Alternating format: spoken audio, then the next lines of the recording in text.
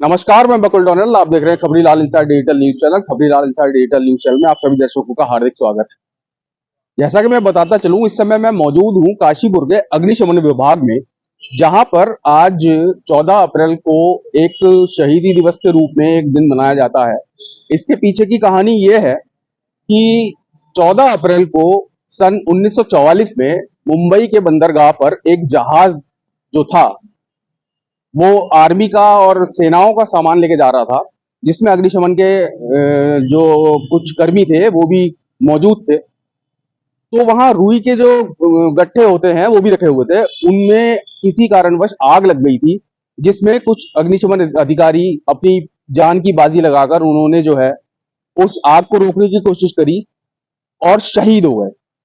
इसके पीछे की पूरी क्या कहानी है, क्यों मनाया जाता है आज के खास इस दिन 14 अप्रैल को शहीदी दिवस के रूप में क्यों मनाया जाता है, हमारे साथ काशीपुर के एसपी स्वप्न किशोर मौजूद हैं। आइए जानते हैं उनसे कि इसके पीछे की पूरी कहानी क्या है। प्रत्येक वर्ष 14 अप्रैल को फायर सर्विस डे का आयोजन किया जाता है, जो हमारे अग्नि सुरक्षा के उपायों को अमल में लाते हुए शहीद हुए हमारे बहादुर सैनिकों की याद में श्रद्धांजलि स्वरूप इसका आयोजन किया जाता है।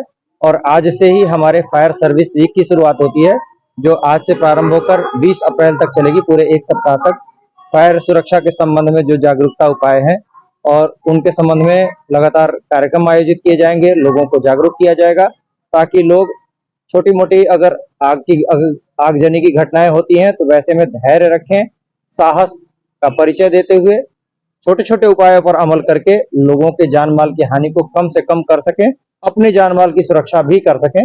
इस संबंध में लोगों को जागरूक किया जाता है।